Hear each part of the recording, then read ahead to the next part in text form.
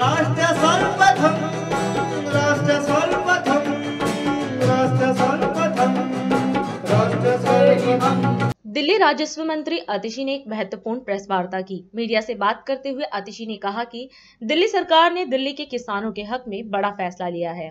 आज दिल्ली सरकार ने किसानों की जमीन की सर्कल रेट में रिवीजन का फैसला किया है। इसके साथ ही उन्होंने यह भी बताया कि ये फैसला 2008 के बाद पहली बार लिया जा रहा है और इससे दिल्ली के किसानों को फायदा होगा। 2008 से अब तक किसानों का सर्कल रेट 53 लाख रुपए एकड़ रहा, जिसकी वजह से किसानों को उनकी जमीन का उचित दाम नहीं मिलता और इसका नुकसान किसानों के साथ साथ सरकार को भी होता है।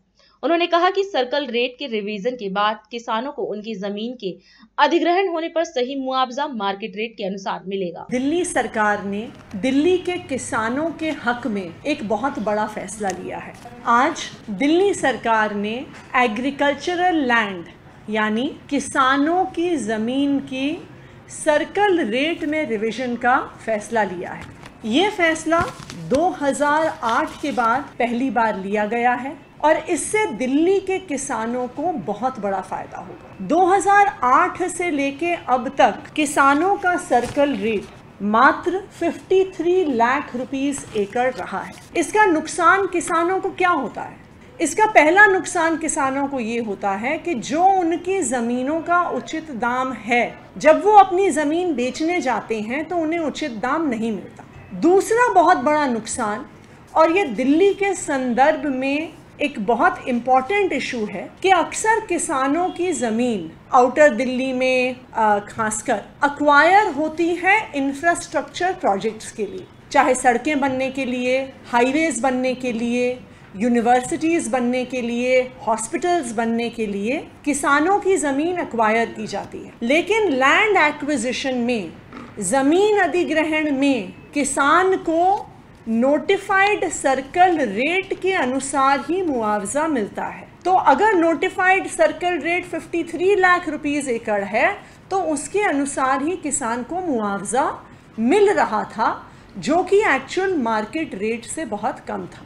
इसका नुकसान ना सिर्फ किसान को होता है, इसका नुकसान सरकार को भी होता है, क्योंकि जब किसान को कम मुआवजा मिलता है तो वो अपनी ज़मीन सरकारी प्रोजेक्ट के लिए देना नहीं चाहता, फिर मामला कोर्ट जाता है, कोर्ट में कई साल लड़ाई झगड़ा चलता है और कई सारे इंफ्रास्ट्रक्चर प्रोजेक्ट्स इस वजह से डिले हो जाते हैं।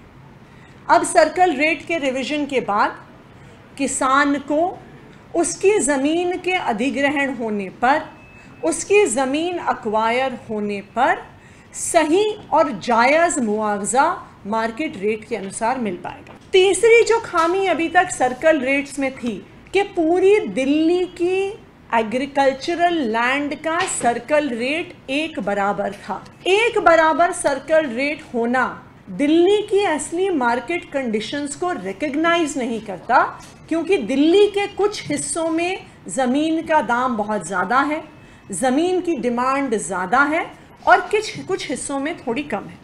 इन्हीं सब फैक्टर्स को ध्यान में रखते हुए दिल्ली सरकार ने किसानों के हक में एक बहुत बड़ा फैसला लिया है, सर्कल रेट्स के रिवीजन का फैसला लिया है और अलग अलग दिल्ली के हिस्सों में अलग अलग सर्कल रेट करने का फैसला लिया।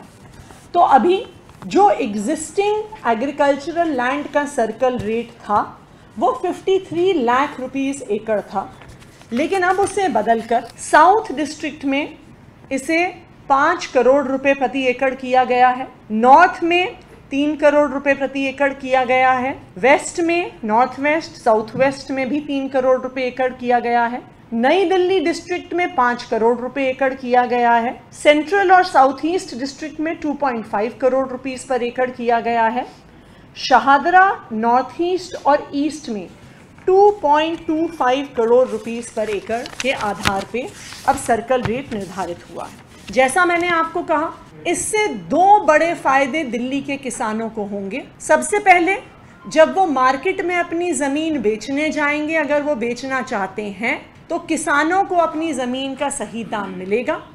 दूसरा, अगर सरकार किसी इंफ्रास्ट्रक्चर प्रोजेक्ट के लिए ज़मीन को एक्वायर करती है तो अब किसानों को सरकार की तरफ से उचित मुआवजा मिलेगा।